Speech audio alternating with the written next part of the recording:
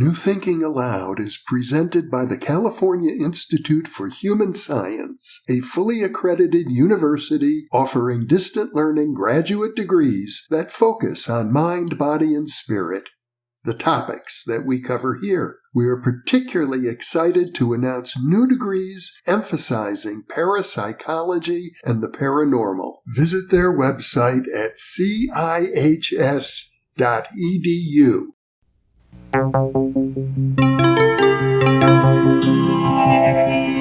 Thinking Aloud. Conversations on the leading edge of knowledge and discovery with psychologist Jeffrey Mishlove.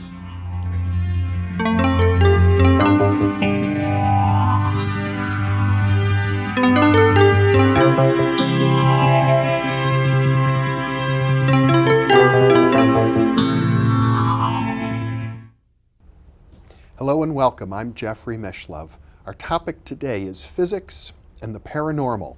With me is Dr. Jack Sarfatti, the co-author of Space, Time, and Beyond, president of the Internet Science Education Project, and the founder of an organization that was active back in the 1970s, the Physics Consciousness Research Group. Welcome, Jack. Thank you, Jeffrey. It's a pleasure to be with you. I might have mentioned that back in 1975, you wrote the section on physics and consciousness for my book, The Roots of Consciousness. Yeah, that's right. That's right. And back in that era, in the mid-1970s, very few people were really thinking about the relationship between quantum physics and consciousness. You were really a pioneer and remain a pioneer in that area. It's still, I think, a little unusual for physicists to be seriously addressing the problem of consciousness. That's true, but it's getting less so. Mm-hmm. We do have people like Henry Stapp at Berkeley who's thinking along those lines, and of course Roger Penrose, the great mathematician and physicist at Oxford University, has published several books on the topic. And even if we go back to the 1930s, some of the great Nobel laureates like Eugene Wigner wrote about physics and consciousness. Yeah, actually, if you really look at it, Niels Bohr himself noticed the analogies between thought and quantum phenomena. And then David Bohm, in a book that he wrote about 1950 when he was teaching quantum physics at Princeton, also has several paragraphs pointing out the analogies between thought processes and quantum phenomena. And what are those analogies? Well, the analogies are that in quantum theory, you have that the world seems to divide naturally into thought-like things and rock-like things, or sort of thought-like matter and non-matter. Now, I have to say at the outset that I'm going to be giving the picture of the quantum reality according to David Bohm's view of things. Which is in the same tradition as Einstein. Which is the same tradition as Einstein. There's like a schism now in physics today between Niels Bohr and Albert Einstein. Niels Bohr and Einstein debated the meaning of quantum theory, and they were never able to come into any agreement. The controversy still rages on today. And it has to do with Einstein's famous quote that God does not play dice with the universe. Exactly. Einstein did not believe, well, let's put it this way. Bohr said that God does play dice with the universe, but that he uses a fair coin, so to speak. It's 50-50. What is beginning to become clearer and clearer, at least from my point of view, is that to the extent that God does play dice with the universe, he loads the dice. He plays with unfair dice, and the loading of the dice is our consciousness. That's where consciousness comes in. So, back to the original question, the analogy between what you sometimes call the level 2, or the quantum mechanical level, and thought. Here's the way this is the universe according to Jack, the world according to Jack. Reality, physical reality, has 3 levels. I'll call it level 1, level 2, and level 3. Okay. Level 1 is the level of what's called classical physics. Yeah. It's the ordinary physics of automobiles and spacecraft and things like that.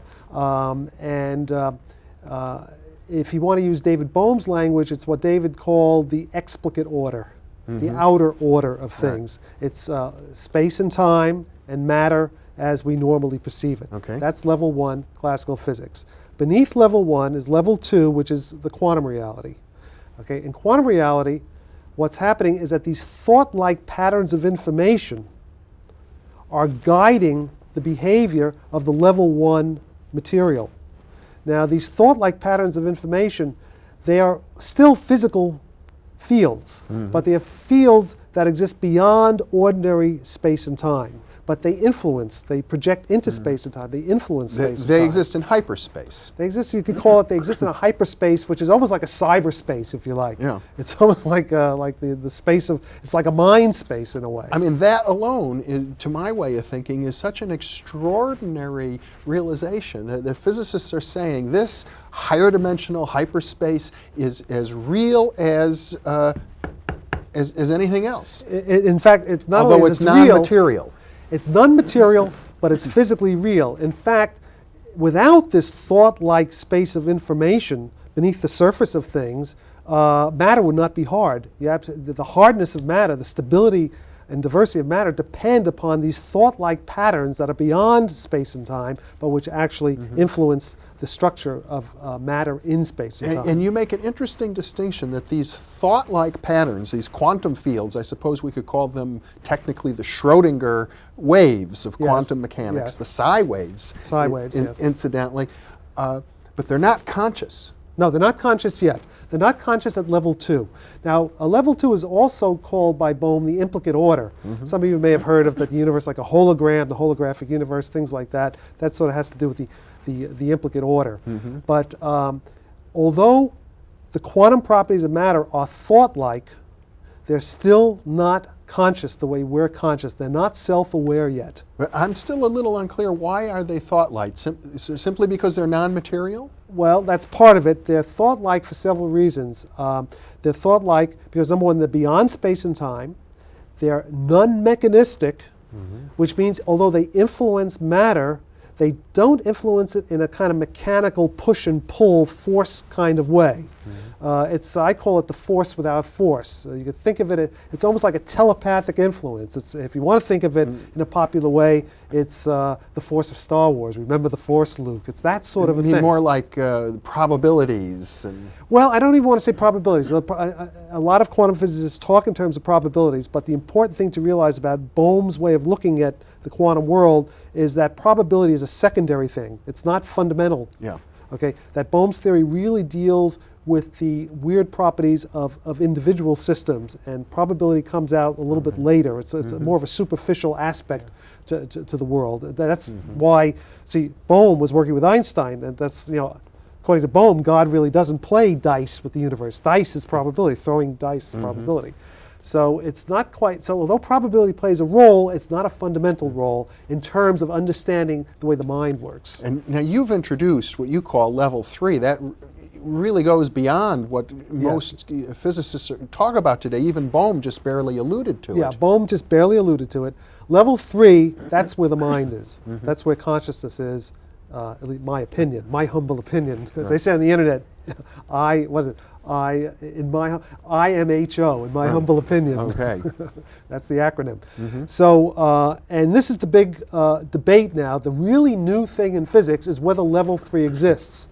Now, I say it does exist. Bohm referred to it as the super implicate order. So you have level 1 is the explicate order, or the outer order. Level 2 of ordinary quantum reality is the implicate order, you could say the inner order. And level 3 is something even deeper, well, let's call it the super implicate order, and that's where mind is. In fact, even the mind of God, that's the mind of God. And so you, if I understand you correctly, resolve the classic mind-body problem of philosophy by suggesting that mind was sort of there from the very beginning at level 3. Absolutely. Level 3 is the deepest level of all reality. And you can say that level 1 and level 2 are sort of like, they just emerge out of the sentient level 3. So it really is a conscious universe at the deepest level, or a sentient universe, which gets us also, Dean Radin's book on paranormal, It's called the Conscious Universe. I guess I'll give him a plug. Because that is the picture. So what you're saying is consistent, in effect, with the classical views of mystics of almost all cultures, and that is that this reality of space and time and matter and objects and bodies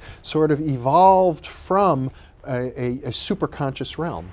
Absolutely, yes, that's the truth. But I like to call it mysticism without mysticism, because there really is a technology inherent in this, and it's not just vague poetry. You know, it's real physics that's going to have implications for our lives. And some of the implications for you, I know that you're very interested in, are the possibility of using these models to design and build conscious computer chips. Absolutely, conscious computer chips. And that would be an application of what's called nanotechnology. A nanometer is like a billionth of a meter. It's at the level of a couple of atoms wide. And we have reason to think from a theory, well, not, I guess, observations of a man named Stuart Hameroff, who's an anesthesiologist at the University of Arizona, discovered that inside the nerve cells are what's called these microtubule structures, and they are nanotechnology level structures, and there are these little electrons inside the microtubules, and the electrons control the shapes of protein molecules. The protein molecule could be like a closed fist or open switch. It's like a switch. It's like it's like a switch, like on a computer, just like a transistor on a computer. And it looks as though when we actually look at the subneuronal level of our nerve cells, it looks like a computing circuit at the microtubule level.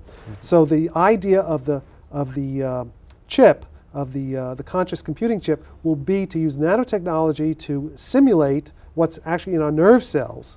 And then if the theory is right, if this is level 3 post-quantum physics, I call it, if that theory is correct, we should make an artificially conscious computing device, sort of like Commander Data's brain in Star Trek. That's exactly, we're talking about conscious robots, conscious androids. They will be as conscious as humans. Well, Jack, it seems as if what you're saying then is that the human brain functions not so much as an organ that produces consciousness, the way classical neurobiologists believe, but it's more like an instrument that is somehow receptive to consciousness from the level 3 that you refer to. Yeah, like a filter, yes. And I did, well, you know more about this than I do, actually, Jeffrey. Didn't Eccles have an ideal? Well, of course, other philosophers have thought this way. And what you're saying then is if the human brain functions this way as a receiver or filter of consciousness from some other dimension in the universe beyond space and time, then we ought to, when we become skilled enough, build a computer chip that can simulate that. Absolutely. In fact, we have fairly clear ideas about how to proceed on that. Because what I have, okay, let me backtrack a little bit. When Einstein developed his theory of relativity, first he developed the special theory of relativity, which unified space with time into space-time, and he also unified energy and mass. That's the famous equals mc squared, which is the basis of nuclear energy and the bomb and all that. But then, after he did that in 1905, Einstein tried to understand the gravitational field. And he wanted a universal theory of gravitation. He wasn't just interested in the gravity field above the Earth, or even the gravity field of the solar system, or even the gravity field of our galaxy. He wanted to know what gravity was in a very general way. Similarly, as physicists, we're interested in a universal theory of consciousness, not just the human consciousness, but consciousness in general, which gets us to level 3. But the reason I'm talking about Einstein is that the theory, the post-quantum theory that I've been developing, what it really is the natural continuation of Einstein's theory of relativity. It uses Einstein's principle of relativity, extending it from level 1 to level 2. And when you apply Einstein's principle of relativity to level 2, you get level 3. That's in effect what Bohm did, is he took Einstein's ideas and applied them to quantum mechanics. Yeah, he took Einstein's ideas and applied to quantum mechanics, but not quite. What Bohm did was take Einstein's ideas from level 1 to level 2. Yeah. Okay, I'm doing the same trick from level 2 to level 3. Now, what is Einstein's principle of relativity? Einstein's principle of relativity basically says that if you have two physical objects, and if one physical object influences the other physical object, then there has to be a reaction of the influenced physical object back on the object that's doing the initial influencing. In other words, there are no one-way influences. All influences have to be two ways. Let's go two ways. Action and reaction. Action That's and reaction. Newton's law. Well, Newton's law is a special case of this more general principle. And you can call it, the physicist Eugene Wigner has a more general philosophical principle of action and reaction. And really, Einstein's principle of relativity and Wigner's principle of action and reaction are really the same sort of ideas. But it's beyond Newton's action-reaction principle in ordinary mechanics, although that's consistent with it. It's a more general, it's a bigger idea than that. And now the big thing about Bohm's theory is that these non-material, thought-like quantum fields of information that guide matter, see, what Bohm showed was that in order to get ordinary level 2 quantum theory, which is that's where the statistical probability, the idea of quantum chance and quantum randomness, in order to get that, the quantum information field, the thought-like information field, can influence the matter at level 1, but not vice versa. There's no direct reaction of the matter at level 1 back on the thought-like field that's guiding that matter in its behavior. Okay? So it's like saying this. It's as if you had a mind influencing the brain, but the brain is not directly reacting back on the mind. Okay. Now this is very puzzling because I have to say I'm still asking myself, well, how does the mind influence the brain in the first place? Okay, well that's easy. It turns out in Bohm's theory, it's a piece of cake to explain how the mind influences the brain. Okay. That's just the Bohm force without force, let's call it. It's the Bohm influence. The Bohm influence. Force without force. Simple. It's like a telepathic kind of, it's like the force of Star Wars. Remember the force loop. Think of it that somehow that doesn't sound like a scientific explanation to Well, me. I'm trying to do it in a popular way, but it really is there's really a precise mathematics. It's quite easy to understand how the thought-like quantum information fields guide matter at level 1. Well, I'll take your word for it. Okay. And that's easy to understand. So, but what's hard to understand, in fact, there's no way of understanding level 2. There's no way of understanding how the brain reacts directly back on the mind. And without the brain reacting directly back on the mind, there's no consciousness. Because what is our consciousness? Our consciousness has to do with how sensory signals, like level 1, like electromagnetic signals coming into the eyes, let's say, and they get processed by the nerve cells and they're going back into the cortex or what have you. But what's happening? Well, when do you get conscious, right? Yeah. And one of the big mysteries is called the binding problem. The fact of the matter is that when you're seeing a scene, that the cortex, different parts of the brain, are processing all this neural information in separated parts, even separated in time, but yet we experience one thing. We experience a unity of consciousness. Right. I mean, I see, we don't see, so how does that happen? That's called the seeing binding everything problem. at once. We're seeing everything at once, so to speak. We're feeling everything at once. How does that happen? Well, Bohm's theory has a natural explanation for how that happens, which no other competing physical theory and no other interpretation of the meaning of quantum theory can do that in as easy and natural a way, again, in my humble opinion. So that feature is explained. And that has to do with the fact that these quantum fields of information, these thought-like objects, are operating in this hyperspace, this bigger space, in which every separated part of the brain is like a single point in this hyperspace. It's a single point, and the quantum field of information is acting on that single point. So in hyperspace, everything's together, but when you go to ordinary space, it looks like it's spread out. So this is synchronicity. This is the hidden interconnectedness, the implicate connectedness of things. All right, but now you have to get to level 3. You get to level 3 from level 2 by applying Einstein's principle of relativity, that for every action, in this case for every action of the mind on the brain, there has to be a direct reaction of the brain back on the mind, and that's your experience. That's what Henry Stapp calls an experiential quality. Okay, or the qual, if you're in philosophy. Philosophers of mind use the term qual. Yeah, qual or qualia. A unit of a raw experience. A raw experience. Yeah. Now, there's an analogy here between gravitation and consciousness. Those of you who have read Roger Penrose's books, Roger Penrose has pointed to he says, in fact, his consciousness has to do with gravity. Okay, but exactly how? This theory of going from level 2 to level 3 explains that, because if you look at Einstein's theory of relativity on level 1 of its general theory of relativity, what Einstein showed, what is gravity? Gravity is the following. In classical physics on level 1, you have space that's influencing the motion of matter. What gravity is the direct reaction of matter back on the absolute space. See, in Newtonian mechanics, before Einstein, Newtonian mechanics is all level 1. Newtonian mechanics, space was absolute. It's called the absolute ether. Space influenced the motion of matter, but there was no direct back action of matter on space. And it's the back action of matter on space, which is the warping of space and time, actually, the bending, the curvature of space and time, which is gravitation. Okay. Okay, so the big idea of Einstein's general theory of relativity is that when matter directly back acts or reacts on the space that's acting on the matter, you generate gravitation. In a similar way, we take that same idea of Einstein's and apply it beyond space and time, beyond level 1 into level 2. Yeah.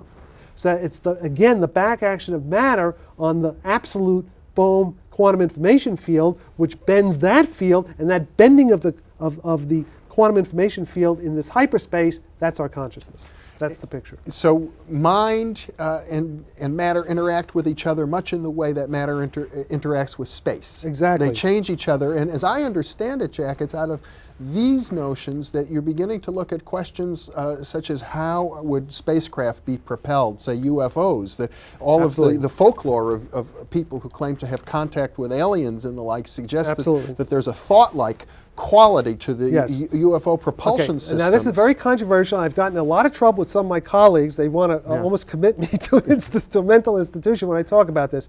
But there is a book by Colonel, the late just died, Colonel Philip Corso, called The Day After Roswell. It has it's kind of a mystery, because it turns out the book was ghost written, and there's some indication that the ghostwriter put in things that are not in the original notes. And even without Corso, there are plenty of other books documenting this kind of phenomenon. But turns out Colonel Corso was a high-level Army intelligence officer, and who ran the Army Research Development Command in the 60s, and he claims to have seen dead aliens, and he claims that we have these captured spacecraft. Who knows if it's true? I'm not saying it's true, but the interesting thing, what he does claim, is that the spacecraft are guided and controlled by the minds, directly by the minds of the and you can find aliens. that claim in many other sources. Now, it turns out Edgar Mitchell, I'm not sure what Edgar Mitchell says about astronaut Edgar Mitchell. The astronaut Edgar Mitchell, I don't know if he's actually backed up Corso, but there are certain people I know with heavy-duty intelligence backgrounds who do back him up. But the point is this. We may never solve that one. We will. I mean, if it's true, we're going to solve it, because let's put it this way.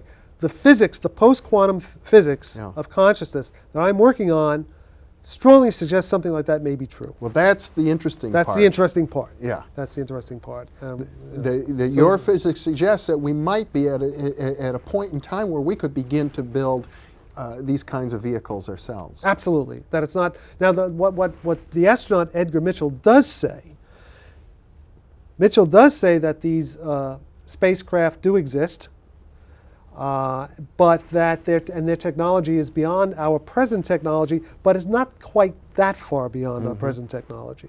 And I would tend to agree with Edgar Mitchell on that, because I can already begin to see through this post-quantum theory how something like that might be possible, because the mind is now a physical field. Yeah. It's nothing mystical in that sense, although it sort of fits in with certain mystical ideas, but it's something physical that in principle we can build and control. Well, Jack Sarfatti, you're a pioneer. You're introducing a whole new vision of science here, where we can begin to look at consciousness the same way we look at other fundamentals like space and time and, Absolutely. and Yeah. energy and matter. Jack Sarfatti, thanks so much for being with me. Thank you. It's been a pleasure.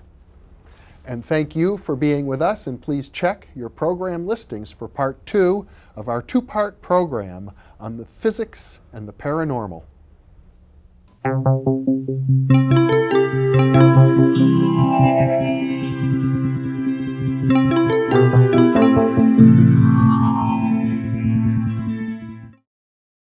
Book 3 in the new Thinking Aloud dialogue series is UFOs and UAP, Are We Really Alone?